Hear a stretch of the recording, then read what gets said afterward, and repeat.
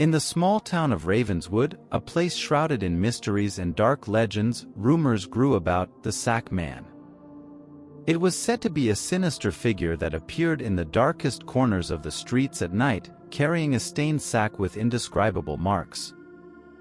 Residents whispered about the disappearance of children who dared to venture beyond the forest's edge, where ancestral shadows lurked among the trees. A group of friends, consisting of 3 brave youths named Pedro, Sofia, and João, decided to investigate the legend of the Sack Man.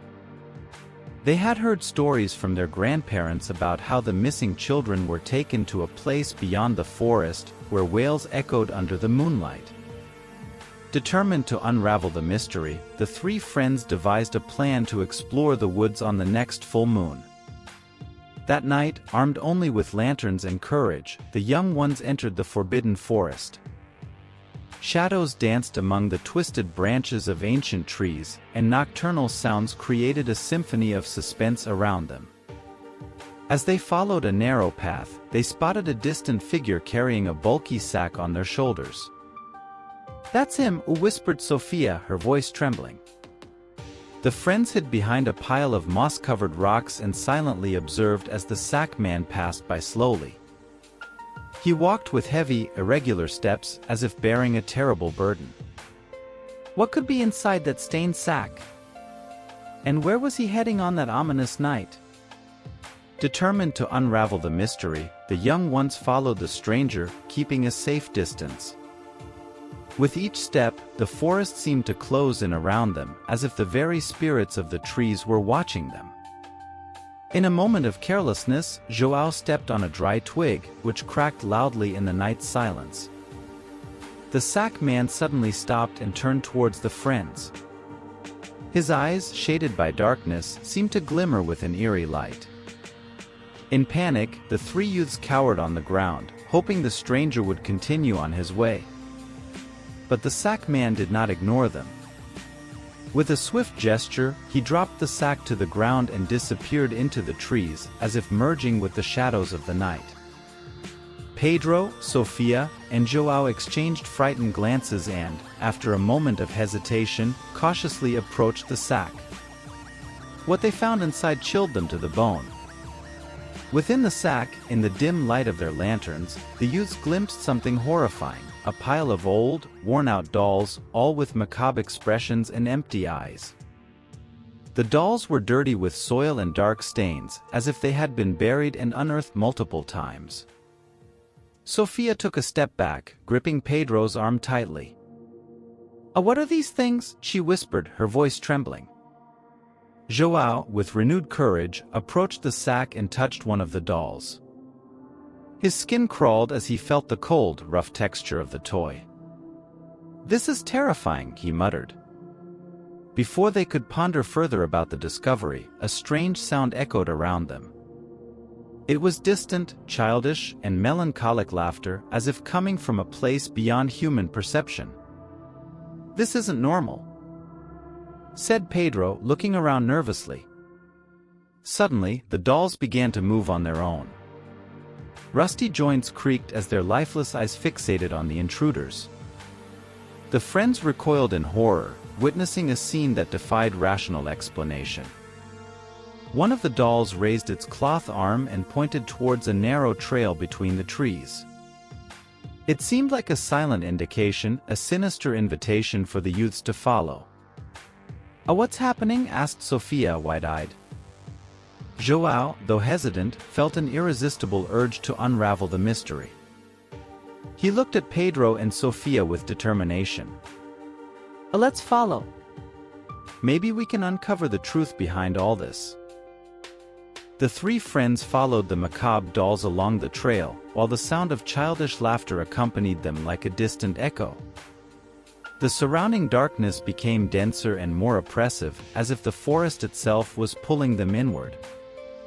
The trail led them to a clearing veiled in mist. In the center, a lonely-looking old wooden house stood, its glassless windows reflecting the moonlight. The dolls halted before the house, as if awaiting a decision from the intruders. Pedro took a deep breath, feeling fear chill his spine. What awaited them inside that abandoned house? And who was the sack man, after all? The three friends exchanged nervous glances, reflecting on the inexplicable events they had witnessed on that dark night. João, despite the palpable fear, decided to step forward towards the house's door. "Maybe we can find answers in there," he murmured, trying to muster courage. Pedro and Sofia exchanged a concerned look but chose to follow João.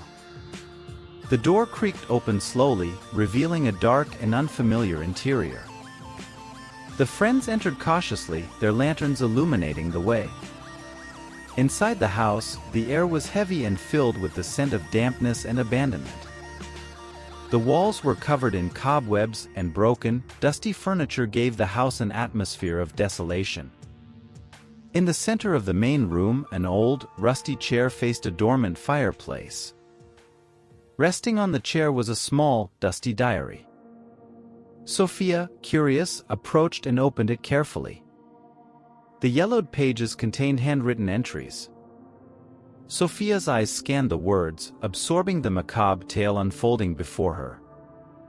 The diary belonged to a former resident of the house, a man tormented by the loss of his son. The entries described how he attempted to bring his son back to life using dark and mysterious methods. He mentioned dolls like the ones the friends had found, used in sinister rituals to capture innocent souls. "He did this," whispered Sofia, her voice trembling. Suddenly, a dragging sound echoed from upstairs in the house. The friends were frozen in terror, their lanterns shaking in their hands. "Oh, we should get out of here," suggested Pedro urgently. But before they could take a step towards the door, a dark shadow emerged from the staircase. It was the sack man, his tall and imposing figure blocking the only exit. "Who are you?" His voice sounded like a raspy whisper. The friends recoiled, unsure of how to respond. The sack man advanced slowly towards them, his penetrating gaze revealing centuries of loneliness and anguish. "You shouldn't be here," he said with sorrow. João gathered his courage to speak. "We want to know what's going on. Who are you?" The sack man glanced at the surrounding dolls, his face obscured by shadows. "I am merely the guardian of this place. The guardian of lost souls."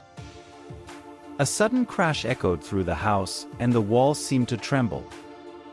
The friends exchanged frightened looks, aware that something terrible was awakening in that house. "You need to leave now," said the sack man, his voice echoing with a mix of sadness and warning. Before they could react, the house began to collapse around them, furniture falling into ruin as the floor shook violently. Amidst the chaos, the sack man disappeared like a dissipating shadow.